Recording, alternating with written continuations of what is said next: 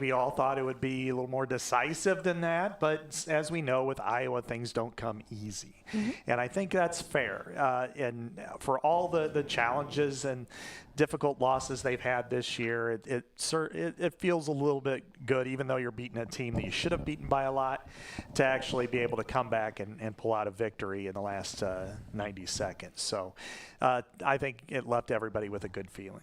Yes, that's what matters. But at first, it looked disastrous as, Michigan State is winless in the Big Ten. Jack, what were your overall thoughts of this one? Well, as soon as you expect something to happen and you take it for granted, then the exact opposite happens. And Michigan State was clearly playing inspired, but what won the game for Iowa was just individual efforts. And Caden Weechen's punt return, that was the only 7 points for Iowa through the first 3 quarters, only offensive touchdown through the first 3.5 quarters. Man, Iowa, the last time they played at Kinnick, I was there. They were playing Oregon, and it looked like, man, I was going to win this game. Oh, Iowa scores a touchdown. They're going to win this game, and then they lose. And this game, from the end of the first quarter till the middle of the fourth, I was thinking, oh, man, it looks like Iowa's going to lose this game. And then they win. Long and short of it is, Iowa probably should have beat Oregon. They lose. They probably should have lost to Michigan State, and they win. What does Kirk Ferentz always say? That's football. It is, yeah. That's what he says. Let's start with the good. You guys know me, fourth quarter. Thank goodness they play 4 quarters, right? Iowa trailed 17-7 in the third. Fans left after that third quarter. I saw it, but Mark Gronowski kind of led the charge, and then you seal it with a game-winning field goal. I did appreciate, too, Mark Gronowski in the postgame. He said, if you left this one early, you left a good one. And that was just, it solidified everything. Fourth quarter, though, the things that they did well, what were they? Well, passing, I think I would start with. I mean, they had 30 yards passing in the first 3 quarters, 10 per quarter, and then they had 117 in the fourth, and then that last drive was special. And it's kind of like the first 3 quarters, you're like, wow, you really spent that much for Mark Gronowski. In the fourth quarter, you're like, hey, you spent just enough. He got you the job done. But I think that what we saw in the fourth quarter was, it's kind of a testament to the entire season and this program. I mean, they didn't give up. They kept fighting. They kept battling, and eventually it worked out for them. And I think that was, kind of the hallmark of this team. Yeah, they just played a lot better in all phases, but just looking at the offense, they averaged 6.6 yards per play in the fourth quarter over the course of an entire season, which obviously this was not an entire season. That would be something like top 20 in the country. The first big play of the fourth quarter that you saw there was a Sam Phillips crossing route. It looked like one of the safeties for MSU just kind of got lost following Jacob Gill on a seam. Sam Phillips makes the catch. It leads to 3 points. And just generally, they were clutch. I mean, offense and defense. The defense was frankly outstanding. I was looking at the play-by-play. MSU had 4 third-down opportunities, and they obviously failed on every single one in the fourth quarter. And on every single stat, according to Stat Broadcast, the quarterback was hurried by a different Iowa defender. So the offense is going to get a lot of credit, as they should, but the defense in the fourth quarter was really, really good. And throughout the entire game, I thought they were pretty good, too. There was really only, we'll talk about it later, the 2 bad plays where they give up touchdowns. I still think the defense really kept them in it through the entire game. Well, staying with the good, Jack, you mentioned him, Caden Weegan. Kirk Ferentz said after the game that he single-handedly kept Iowa in this game. Couldn't agree more. He's a Big Ten Special Teams Player of the Week, now one of 5 finalists for the Jet Award, given to the most outstanding return specialist in college football. He's special. He's a special player, and obviously he started this game off with his 62-yard punt return for a touchdown that broke Tim Dwight's school record and everything. But he is so special. I don't know how else to describe him. He's an amazing player, and for him to be a walk-on and then to develop into the best punt returner in Big Ten history. Yeah. He's right now he averages 17.9 yards per punt return. He was tied at 16 before going into that game, and so 16 was the record, and he's at 17.9. It shows you how impactful he is. But he's acquired a lot of others. But even in the season, he's at 28.3, which would be the single season record in Big Ten history. And I covered Dante Hall's 4 touchdowns in 4 weeks back in 2003, and he reminds me so much of Dante Hall. Okay. The way he's built, his jukes, lower leg strength and quickness, and he's got that kind of ability. He is going to be a superstar at the next level as well as he is now as the best punt returner in Big Ten history. Does he have that juice too? I liked how Kirk Ferentz used juice to describe him Yes, this week. absolutely. Yes. Go ahead, He's Jack. one of the best stories in Iowa football history, and now he's a record-breaking story. I mean, he was a kid from Williamsburg, which in Iowa circles is kind of a mid-sized town, but when it comes to Division I football, Williamsburg is a tiny town. Goes to Iowa Western. I mean, Caden Weechin a couple summers back was talking to Scott in a story, not you, Scott, Scott Savel, in a story about how he went to Tim Dwight's football camp as a kid, and Savel compares him to Tim Dwight. And I remember watching the story at the time thinking, okay, yeah, he's 5'9", but he's not Tim Dwight. And 2 years, 6 return touchdowns later, he is now the record holder in Iowa history, one of the best stories in Iowa history. Tim Dwight, watching his highlights, Dwight was like a missile. Caden Weechin, you guys could fill in the blank. What is he? If he's not a missile, he's something else, because he just makes people miss left and right. I'm going to use the same description as Dante Hall those years ago, the human joystick. Okay. And then he's got an afterburner to him as well. I mean, and even though the 62-yarder is the showcase, it's the one that goes in the record book. Yeah. But, a 40-yarder and a 45-yarder that really helped spur, a scoring drive. I mean, this was really a complete effort in that arena. And I don't even want to negate anything that he does as a kick returner, because he's still third all-time in Big Ten history in that area too. And so he is one of the great stories. I know Kirk Ferentz likes to talk about the Dallas Clark story, and Dallas he played 25 years ago almost. So let's move on to the local ones. And Caden Weegin's in this category of, you could be like him if you're from Iowa, which is you just keep working. You go to junior college, you walk on at Iowa, you get all the way to your senior year, and they finally give you a scholarship, and then, oh, by the way, you're the best kick returner in the country. And it was special, too, when LeVar Woods walked in and he had his program from the Jet Award, and he just kind of said, no one's ever won it twice. I mean, arguably, he is the best, right? There's no one that, kind of compares to what he's doing, and no one has ever won it back-to-back. No. I mean, and that award is special. Because it's based in Nebraska, and Johnny Rogers had a lot to do with it. But I think, and that was his nickname, but he's the most, and Iowa's had great returners over his last several years. Cooper DeJean's one of the best, and Charlie Jones was the best in the Big Ten at the time. Amir Smith-Marsette's kickoff return average is second in Big Ten history. So you've got these guys, and Tim Dwight going back almost 30 years. But I think you look at Caden Weegin, he puts it all together. And what I compare him to is like Caitlin Clark's senior night, or the night against Michigan. Everybody was there to watch her break the record, and she did it.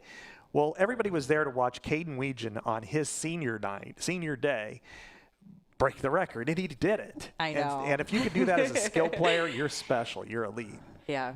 Yeah, I can't say anything more other than I did count, and he made 8 guys who had a legitimate shot at him miss. I just glanced at Tim Dwight's highlight reel, his 5 punt returns, and the most I ever saw him guys miss was 7 guys. So it just shows that, Caden's a different type of player, but he's special. Yeah. Well, we've gushed a lot about Caden Weegin, so we'll continue our good when we come back.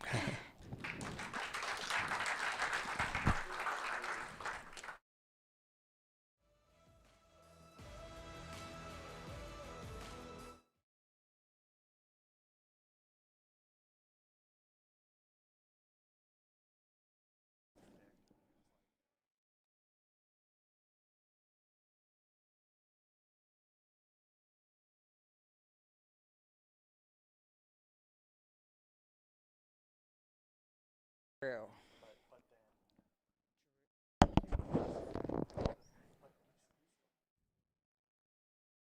True.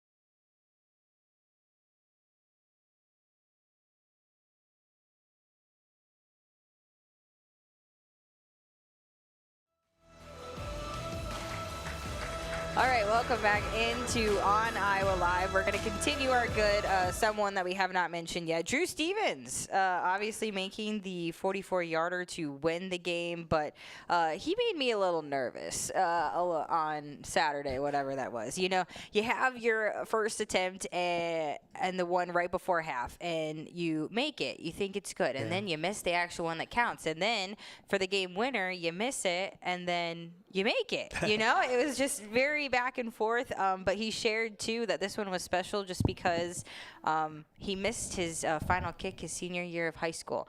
So I thought that was special to be able to get this at Kinnick Stadium on senior day for him. This, he said, is up with one of his top moments, as well as Nebraska, just because the story behind that one, which seems fitting for this week.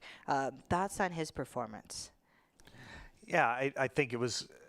You're happy for him that he could go out that way, because I think largely it's been a disappointing year for him. He's missed some kicks. He's made some big ones. He's made a 58-yarder, but missing the one in the first half where everything was really set up for you, and then you go back to the Indiana game, and there's some others that he just really didn't connect on, and so but having this last opportunity to win the game and to be able to push it through, second year in a row he's ended the season at Kinnick Stadium with a game-winning field goal.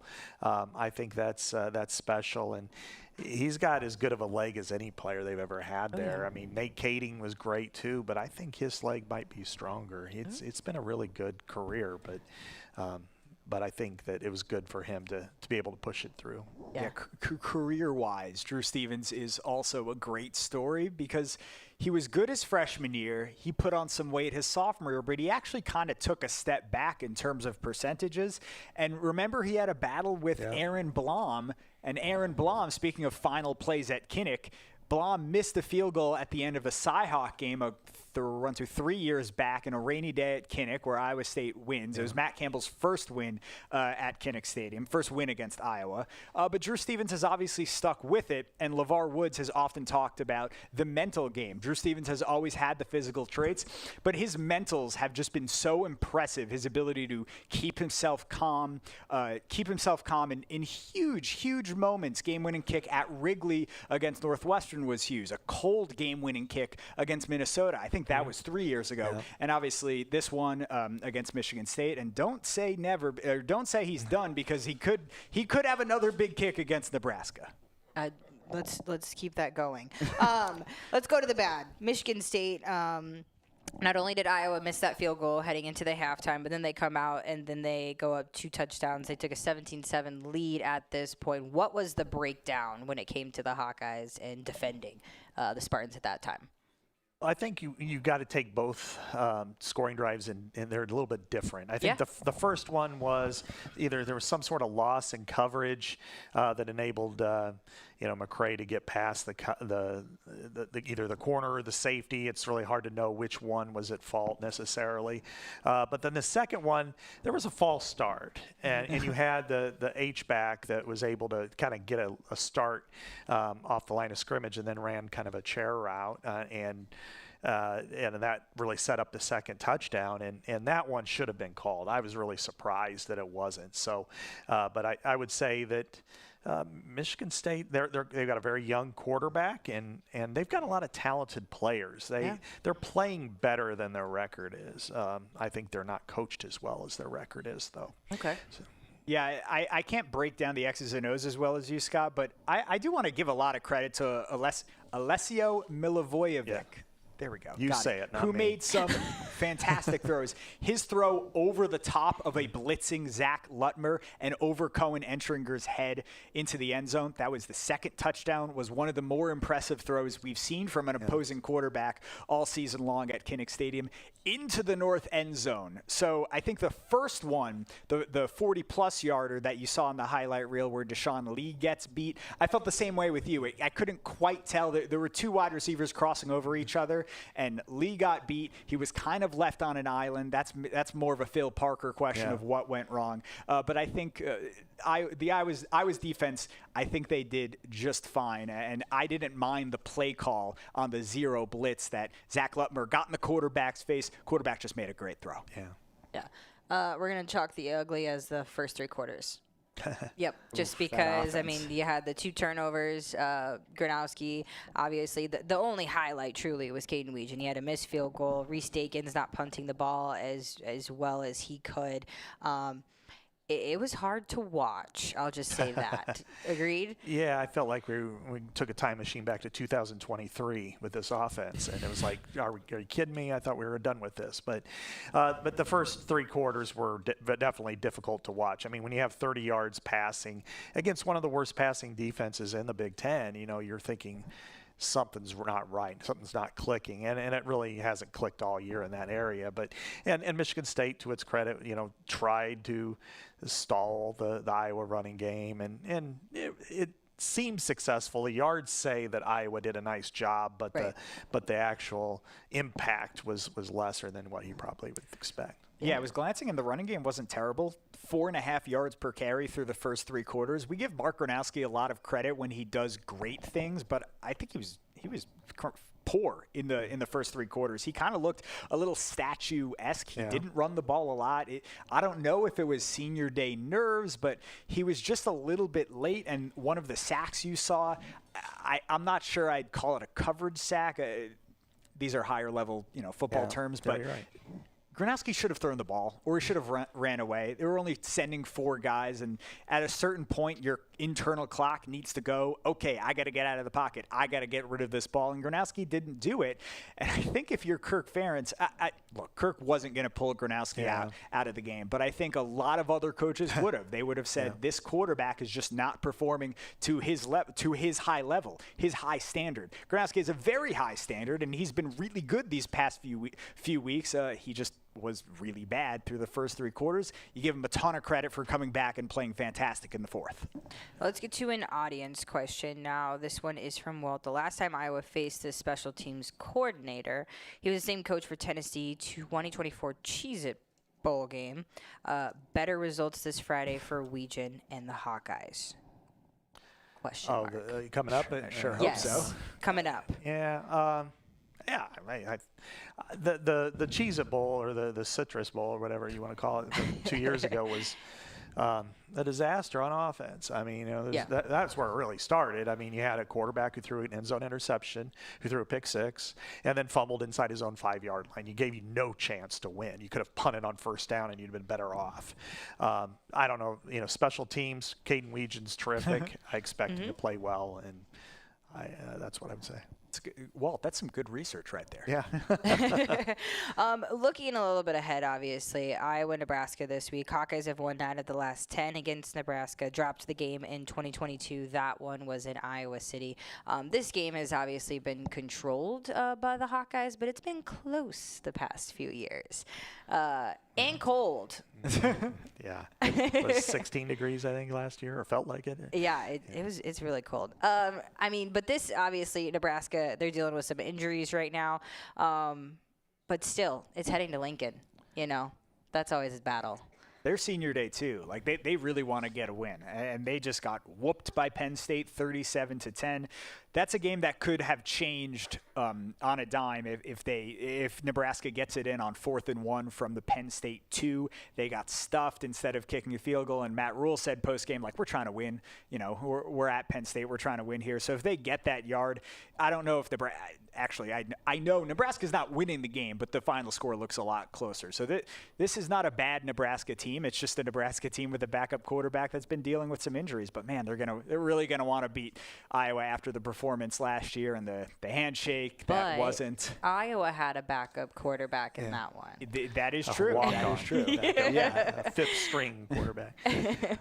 Nebraska has some good players. I mean, this is something that you got to be cognizant of. And Emmett Johnson is as good of a versatile running back as you'll find in the Big Ten. I mean, he has 1,234 yards and 11 touchdowns on the ground. All their other running backs combined have 57 carries this year. He has 14 total touchdowns. And they're a little different now with TJ Lateef as their quarterback and with Dylan Raiola out. And he's not bad. He's a better runner. He's pretty accurate. He's got a lot of talent. He's just a freshman. And And then they've got some talented receivers, and their pass defense is exceptional. Their run defense is not exceptional. But I think in this case, if they present challenge. Now, they played really poorly, and their schedule has been pretty easy in the Big Ten. Their combined record of their opponents is 27-37, and anybody that they've played with a pulse, they've lost to. So, but I think, as you said, it's Lincoln, which means you're going to get an intense crowd, but Iowa hasn't lost in Lincoln since 2011. Yeah, I didn't realize that Like stat. that I didn't stat. realize their schedule was so easy. I think the one name you pointed to that I wrote down was Emmett Johnson, because the question with him is he's so good and he's so fast. If he finds a seam, I'm not sure there's anyone on Iowa who can truly catch him. So they got to put pressure on TJ Lateef and put him. I know I'm saying the same cliches I sometimes say every week, but you got to put him in third and longs and put the pressure on TJ Lateef, because that was the biggest strength of Iowa's defense last week against MSU, was getting to the quarterback and getting to a young quarterback, Milivojevic, last week, and TJ Lateef this week. We are going to talk more about this game when we come back.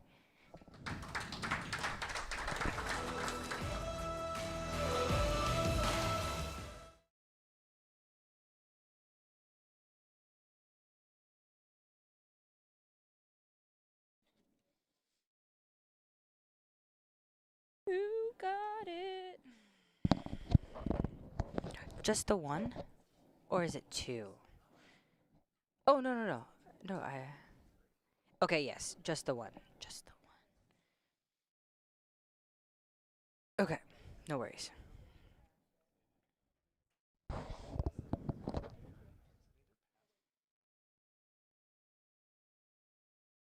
I didn't hear him. What did he say?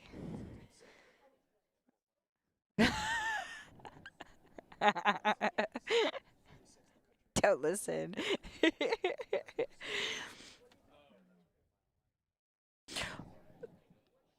This is the block where we're talking bowl games, by the way. But we'll start with a question, and then we'll go to rivalries and stuff, yeah.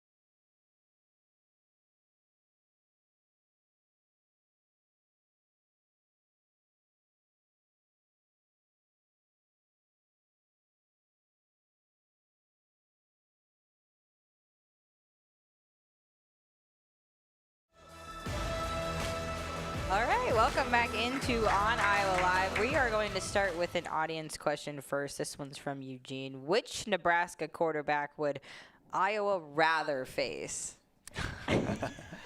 I think you'd rather face baby Mahomes, wouldn't you? No! Yeah, Dylan Raiola. His arm strength is elite. It really is, and he's really good there. But I think Lateef he's more of a he's a runner, and he is pretty accurate. I mean, he's like 72% completion percentage. So, but most of those passes are to Emmett Johnson in the flat and letting him. So they're almost like glorified run plays. So, but I think you would rather face Raiola just because he's not a threat to run. Of course, now he wouldn't be because he'd have to, he's hobbling on with crutches. But really, so I was thinking, if you're a fan, you want to face baby Mahomes just because of the storylines that come with that. The fact that we're calling him baby Mahomes now. Dylan Raiola is the guy's name, by the way. Have we ever? Did we say that? I said that name. Do you think Raiola's job is possibly in jeopardy? Or do you think TJ Lateef is now playing for the transfer portal? I think right now, if you're Nebraska and you're 6-5 and you just lost 37-10 to a team that's now 5-6, I think you have to evaluate your program. And if he gives you the best chance to win moving forward, you go with it. And now maybe the 5-star Raiola, you stick with him, but I would really just say it's open competition myself. Yeah. Thoughts on who you want starting? Did you also go Raiola? I think I would rather. You've convinced me, Scott. I'd go with Raiola, just with the way TJ Latif can run. The only thing about Latif is the youth. You know, you don't necessarily maybe understand this rivalry like Raiola, who has been in this game before. As far as rivalries go, obviously this is a rivalry game. This is one of the protected games for Iowa. You guys understand why this one gives me anxiety because of where I'm from. But at the same time, where does this stack amongst Iowa rivalries? Because I even think about Minnesota, and I feel like Minnesota leans more into this rivalry than Iowa does, because after every game they're chanting, "We hate Iowa," even if they're not playing Iowa. Right. So where does this one stack, I guess? I did a rivalry project this summer for the Athletic, the top 100 rivalries in college football. And I had 5 different rivalries on this list because they're all great in their own way. And in some ways I had to remove passion in it because passion can skew things in different ways. And then once you get into, well, whose in-state rivalry matters more? Well, they all matter. I had Iowa-Wisconsin number 1 because of the stakes among the 5. Iowa State 2, Iowa-Minnesota 3, best trophy in college sports, no question in my mind. Iowa-Nebraska 4 because not as much history yet, and they haven't played for anything where it's mutually at stake. And then Iowa-Penn State, because even though it's more of an organic rivalry. But I would say this, that you can debate which one's most important, but I think there are 2 teams that stand out for different reasons if you say, which team do you hate the most? And I think this one is probably either 1A or 1B with Iowa State for Iowa fans. That's where I would probably draw the line. Yeah, I was going to say the same thing because I don't come from the state of Iowa. I know the stakes of a lot of these games just from watching Big Ten West and Big Ten football. But when it comes to fan passion, which, like you said, you can't really measure, you can just kind of see anecdotally, Nebraska's right up there, especially for how long these 2 teams have been playing, which compared to Wisconsin and Minnesota isn't that long.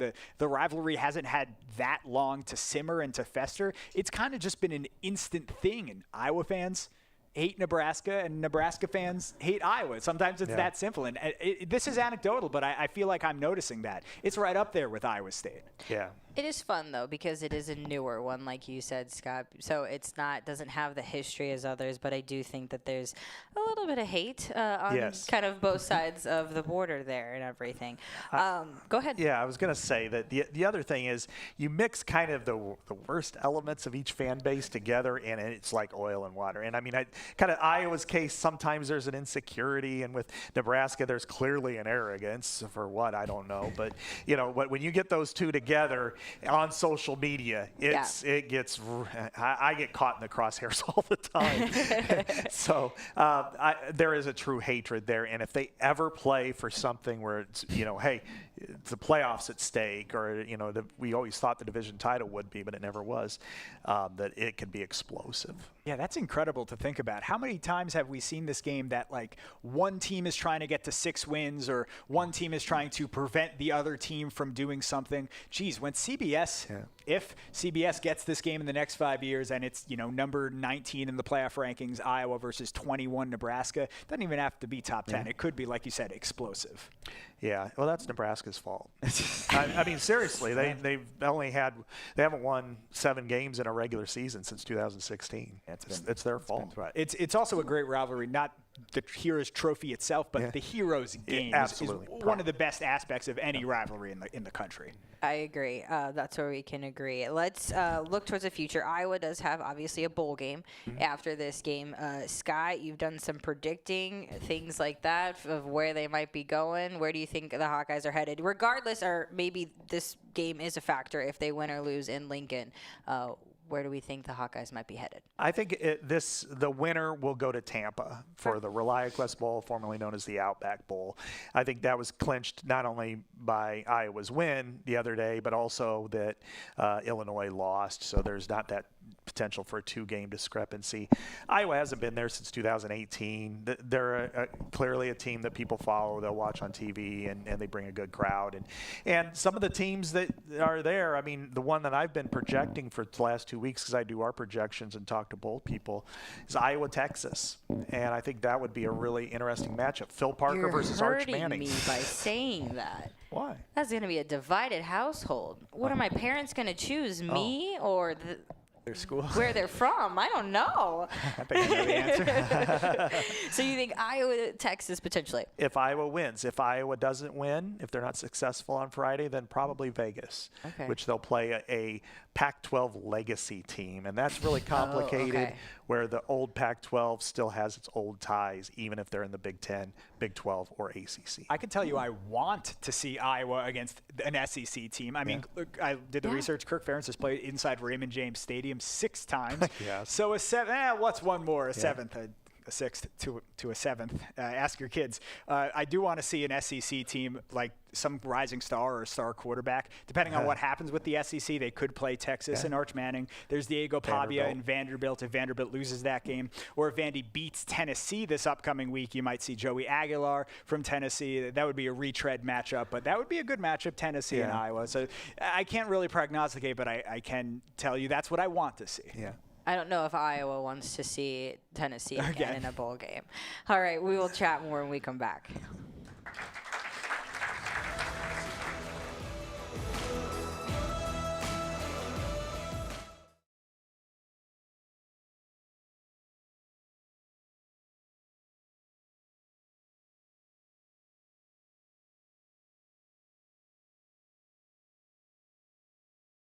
Welcome back to On Iowa Live. I'm Justin Roberts, along with Becca from Elite Fitness and Ability Physical Therapy. Becca, why is it important to have athletic trainers at high school events? It's important to have athletic trainers at high school events because we're there to keep the kids safe. If anybody gets hurt, we're the first responder there.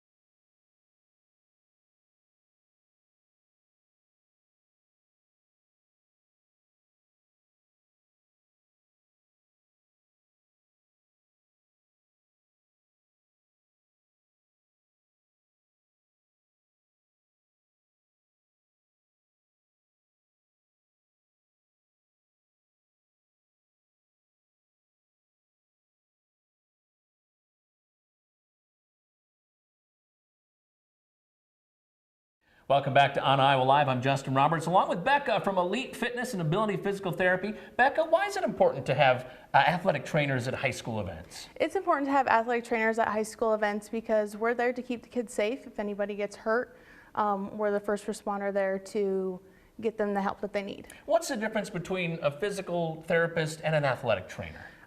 The big difference is our clinical setting. So I'm typically on a football field, basketball court, in the dugouts, whereas a physical therapist is in the clinic. And let's talk about some of the different schools that you guys serve around the area. Yep, we serve Marion, Centerport Urbana, Springville, Lisbon, and North Cedar. Gotcha. And of course, next question, if schools would like your guys' service to learn more, how can they get a hold of you? They can go to our website at chooseabilitypt.com. All right, Becca, thank you much. Appreciate it. Welcome back to Cincinnati has a pulse. All right, welcome back into On Iowa Live. Let's get to some more audience questions. Scott, we'll have you take this one. The only portal opportunities open soon. What do you see Iowa looking for? I'm sure they're looking right now, and January 2nd is when everybody can officially enter. It's got to be defensive line. I mean, you're losing the 4 starters there. And so whether that's a tackle is what I would recommend, but I always recommend tackles there, And I would say, think about tight end. Even though Addison Estrenga is coming back, but and they've got guys coming back, but I think that might be a position to consider. All right. Also, the Gophers sacked Raiola 9 times. Do you see Iowa having similar success? You were actually talking a little bit about this, Jack, in regards to Iowa pressuring against Michigan State. But thoughts on this one? I disagree with Doc a little bit with you. I thought the defensive line in terms of pressure was pretty good. It just didn't show in the sack numbers. But to answer the question specifically, Eugene, 9 sacks, that's not going to happen. Even if Max Llewellyn plays with his hair on fire and Ethan Hurkett plays amazing, I don't think Iowa is getting to 9 sacks, but I'd be happy to eat my words there. Yeah, they play a different style of defense. I mean, the Gophers are more up the field. Iowa is lateral first step, 2 gap that tries to control the line of scrimmage. And so they're not going to get 9 sacks unless I'm the left tackle or something. And they're not going to ever bring zero pressure against Nebraska because they know that they don't need to. Yeah, exactly. But they've given up 30 sacks all year. But Michigan State gave up 35, and they only got 2. I think that they do need to get a little pressure. You bet. And one of our last ones is Restaken is struggling a little. Is that a sophomore slump or a concern for the future? That's a great question. Yeah. I don't, he's clearly not as prolific as he needs to be. Right. And certainly not why you went to Australia to collect him. But I do think that, if LeVar feels like he's got something to work with there and he's shown some skills, then he just needs a good offseason to perfect him. Yeah, I think a sophomore slump is kind of a made-up term that it just sounds good, but Drew Stevens kind of had a sophomore slump too. I think the jury is still out on Restaken, and you also have to remember that Torrey Taylor had Jack Campbell as his linebacker, and he had Cooper DeJean as his cornerback/gunner. There's no one that good on the Iowa defense or special teams this year, at least on that side of the ball. Yeah. So that's one thing you have to remember. I think Dakin is on a decent track right now. I'll also throw in this thought. I think Torrey Taylor got a little bit more practice than Restaken did, early on a little bit too, and just had a little bit more game opportunities. So, not a bad thing. That means obviously Iowa's offense is moving the ball and everything, but I think he's just a young guy. He's still figuring it out. Yeah. All right. I think we need to get to our pick'ems right now, which for those that don't know, this is going to be the last week, obviously, of the regular season. I have it written down. It's coming down to this week. Between us 3 up here. Scott and I are tied, and Jack is behind us 1.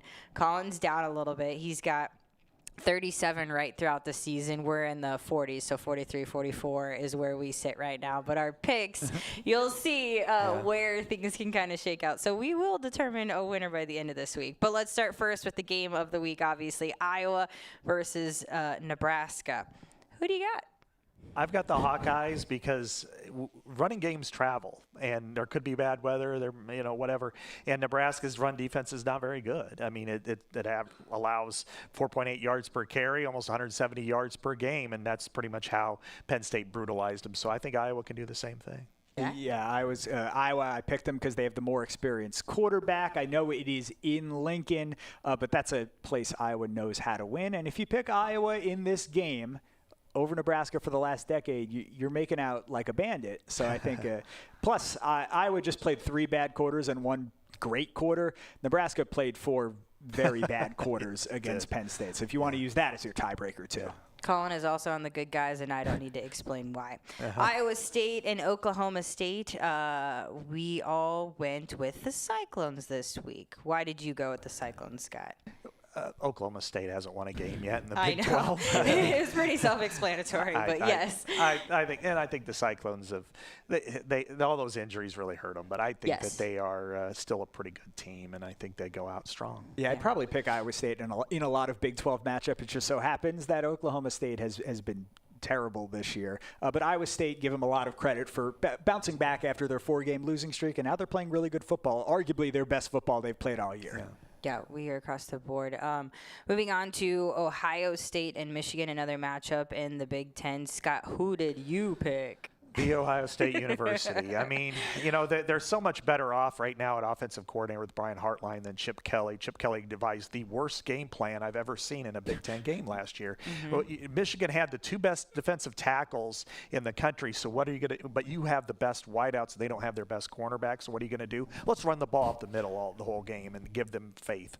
No, I think that Ohio State rolls Michigan this time and earn their gold pants. And Chip Kelly is looking for another job as of now. He should. I agree. Ohio State's got the best players on the field, and I don't remember. I haven't checked the last time, but Julian Sayin, I thought, was the odds-on favorite to win the Heisman, and nationally, for an odds-on favorite to win the Heisman, he doesn't really get talked about a lot. But man, this Ohio State team, in terms of pure talent, I don't know about resume, but in terms of pure talent, I don't think there's a better team in the country.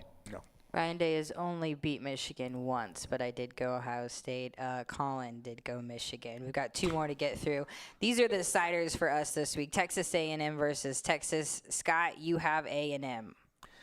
Well, this was a coin flip in a lot of ways because A&M is 11-0, and they're playing at their hated rival in Austin, and they haven't beaten them for a long time. I think they close it out.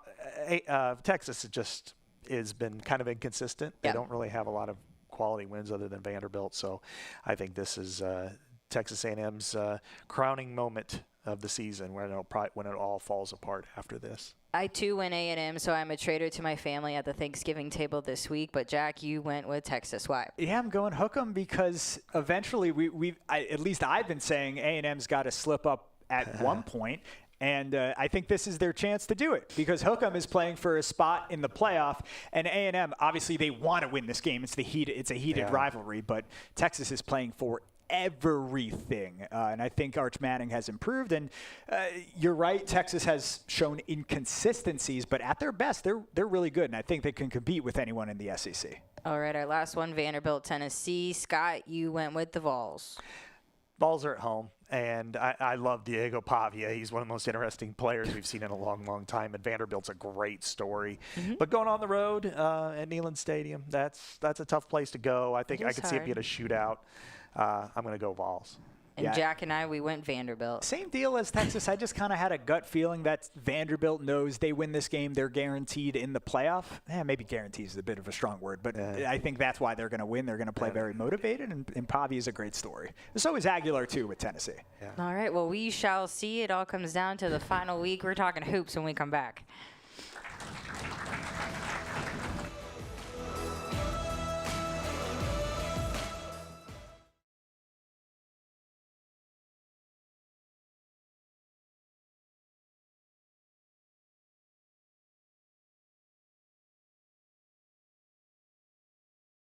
There's a lot of orange. What's up? Okay, perfect.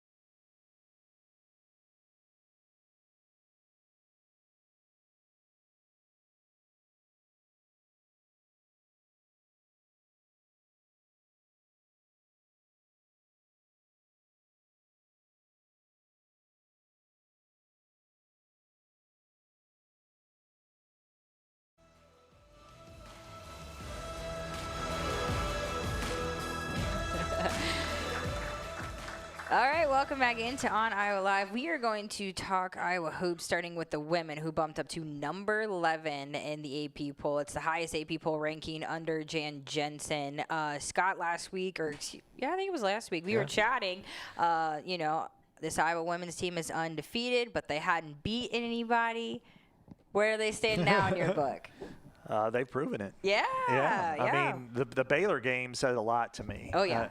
That's a quality opponent. It was a top 10 team, and Iowa took it to them and maintained the pressure throughout the game. I thought even through injuries to Chit-Chat Wright and to Hannah Stolke, yet they were able to have rotate in players who played really well. And Ava Hayden has just been extraordinary for this team. I mean, they haven't had a post with this kind of – I mean, Zanana was great too. But really – but this level that she's playing at consistently, being the go-to player right now, we haven't seen a player like that since Megan Gustafson at that position. It's been really strong. Yeah, absolutely. They beat Baylor 57-52 and then held on to beat Miami 64-61.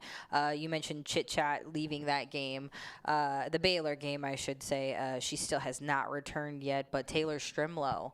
Wow. Yeah. I mean, Jan Jensen always talks about how she is going to be a captain. I think you kind of saw a little glimpse of why she could kind of fit that role. But what impressed you about this last week for Iowa women's hoops, Jack? I thought Taylor Stremlow, I mean, I've always been a big fan of her, but she's just got game. Like, she just knows what to do with the basketball. She just looks so comfortable with it. In a very similar way, I'll invoke the name, Caitlin Clark had it just like the ball on a string, and Stremlow could do it. She's obviously not the shooter Clark was, and not the pure passer Clark was, but Stremlow is so good. And in a way, I kind of feel for her because she had that starting spot if Jan wanted to give it to her, but they bring in Chit-Chat Wright, and Stremlow's been fine coming off the bench. So Iowa fans obviously love Chit-Chat Wright. I think Wright's a great player, and I think she leads the offense very well, and Hawkeye fans obviously cross their fingers. We hope she's back soon, but Stremlow's got some serious game, and I love her chemistry with Ava Hayden. Hayden had 18 and 11 against Baylor, 20 and 6 against Miami. I think for Hayden, that's the one player that's impressed me most, because beginning of her sophomore year, it's just like it's slowing down for her, in the same way it slowed down for Hannah Stolke, it slowed down for Monica Sonano, and man, Jan Jensen has formed something amazing out of clay with Ava Hayden, the post whisperer. She's got her post of the future. Yeah, Ava Hayden had 18 points, 11 rebounds against Baylor. Followed that up with a 20-point performance, 6 rebounds against Miami. But I think the thing that she does so well is she's so quick. She's so agile. Yeah. I don't think teams have kind of figured out how to defend her because they have been kind of used to such a steady Monica Sonano type post and everything. But Ava is not that. She's very kind of quick, especially going towards the bucket and everything. When you watch her, though, I mean, you mentioned Megan Gustafson. Similarities there with her and Megan Gustafson, do you think? There are some. Yeah. And I hate getting into these lofty comparisons when we start invoking players of the year like Megan Gustafson or Caitlin Clark, but I do think that the one thing is you see is the offense is going through her. Everybody is confident in her when she's out there, and she is very smooth, and she can run the floor. She can do whatever you need her to do within the offense, and everybody has confidence, and that's why they go to her. And Taylor Stremlow, I mean, what I will kind of compare her to is more of a Kate Martin glue player that's capable of handling anything you want there and has that kind of authority with their teammates. And I think being able to step in for Chit-Chat, who I think is also playing so well. Yeah. But now, they're playing my alma mater this week, Western Illinois, and I don't think they'll have any problems there. But you might want to just continue to keep her, healthy. Yes, just an update too on Chit-Chat. Jan Jensen said today it doesn't know if it's a head, neck, shoulders, back. It seems just like pretty serious up here. She did not even anticipate that Chit-Chat would even practice today, so she is kind of day to day. It doesn't seem to be anything long term though, which would be great. But I did want to get to an audience question we had too, because we keep talking about Chit-Chat and we kind of alluded to it and got to it. But it said, can you talk about the guard play filling in for Chit-Chat? Specifically, that Miami game is kind of of when Chit Chat was gone the entire game. What do you remember about that one, Jack? Yeah, same thing I'll harken back to before is Iowa's depth really showed out, and that's a credit to Jan Jensen and her entire staff, where Chit Chat Wright goes out. Obviously, you have that floor general out, but I think you still have kind of a junkyard dog point guard presence in Taylor Stremlo, and I think she does that really well. I don't think you lose anything on the defensive end when Stremlo comes in and Wright comes out. So we want Chit Chat back, obviously, and I don't know if I'm trying to think of a word that's in between, unconcerned and worried. I'm not concerned that Wright is gone, but I'm not worried for sure. We talked about how this team has a lot of depth too, and I think you're seeing that right now as well. How do we like to? We've mentioned Ava Hayden, but her complimenting to Hannah Stolke on the floor. Seems like they are they do things differently, but it's working out. And I mean, Hannah Stolke also in double figures against these two teams as well. And I like having Layla Hayes there as well. Yeah, I was going to say the same thing. She's pretty good, in for her first year. And it took Ava Hayden a long time. I mean, it wasn't really towards the end of the year is when she really started taking off last year. And I think those two together are going to be a good foundation. And then along with Hannah Stolke, and seeing Journey Houston get a lot of minutes. I thought she might be a redshirt candidate. Yeah, true. But with Tegan Bellini was hurt, and she stepped right in, and she's played well. And I think this, and everybody's kind of waiting for the other one, which is Addie Deal. When is she going to be the big deal? And she will be. Yeah. It's just going to take some time for her to get used to it. I think everybody thought that she was going to walk in and be Caitlin Clark, and there's only one Caitlin Clark. Yeah, Iowa hosts Western Illinois Wednesday and then Fairfield on Sunday. When we come back, we will talk about Iowa men's hoops.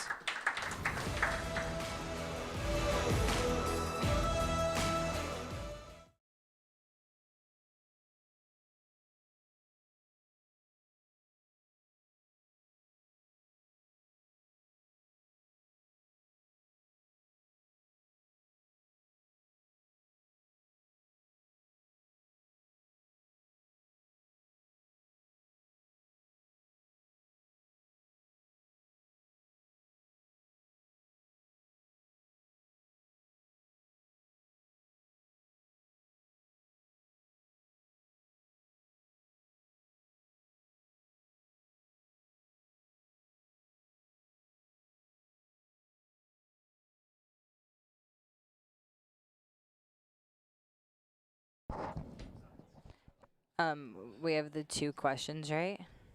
Okay. Can we at least do one of the questions? Suzanne.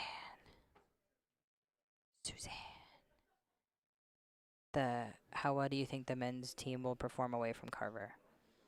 Okay. All right.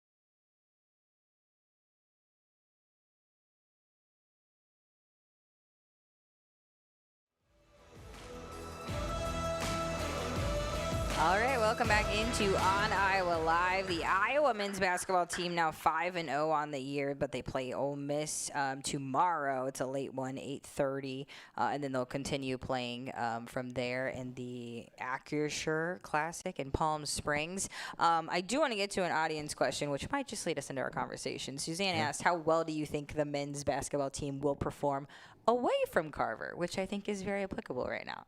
Yeah, I know this is not fashionable to say this, but I don't know. I mean, they're 5-0. What are they? We don't know. Right. And they play Ole Miss, who's also 5-0 with Chris Beard as their head coach. They're a terrific program, and he's really got them going well. And I'm anxious to find out. I think Yes, we'll know yeah. tomorrow. Kind of like with the women. You know, we didn't know what they were going to be, and then they played Baylor, and then they played Miami, and wow, okay, they're legit. They're a top 15 team. If Iowa goes and beats Ole Miss and then beats either Utah or Grand Canyon on Wednesday night, then we're going to look at this team and say, okay, this team is a ranked team, no question. But at this point, I don't know. Yeah, I don't really know either. But We're still learning the players, right? Right. Say that again. We're still learning the players. We on are this still. team, The players are kind of, a lot of them are still learning to play with each other. If we're talking good and bad, I think the good for Iowa in what we've seen, yes, they've played some cupcakes. Their best win is home to Xavier. Xavier's not all that good. They'll get a good chance against Ole Miss. But I've been impressed with the team's balance and their ability to have a different great scorer almost every night, almost every quarter. You're bringing Alvaro Folgueras off the bench, and he plays 25 minutes, and he's great. You're bringing Brendan Hosson off the bench, and he hits a couple threes. He's great. Bennett Sturtz has just kind of been quiet. He's the point guard. He's setting everybody else up. So the question, that's the good. The question I have for them is, if they get punched in the mouth by an Ole Miss, a really good physical team, do they have kind of a killer to go out and win the game, score some tough buckets for them? I think the general consensus is Bennett Sturtz could be an NBA player, maybe will be an NBA player. He's going to be your guy. I think Alvaro Folgueras has a chance to be that guy as well, but we don't know. We don't know it for sure. Well, this team defense so far has been pretty impressive. Yeah. Thoughts on their defensive efforts? You know, and it's been really good. Yeah. I mean, the intensity is so far removed from what we've ever seen before, Yeah. or at least the last 30 years. I would say, though, you know, they're number one in field goal percentage in the country. Yeah. At 57%. So that's probably going to come down a little bit this week.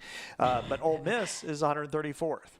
So Iowa's defense has a chance to disrupt Ole Miss's offense, and it's just a matter of Iowa being able to take charge and allow their assist to turnover ratio really to take over. Yeah, I think with Iowa's defense, the actual numbers say they're good, not great. 64th in defensive rating nationally in KenPom against some bad competition.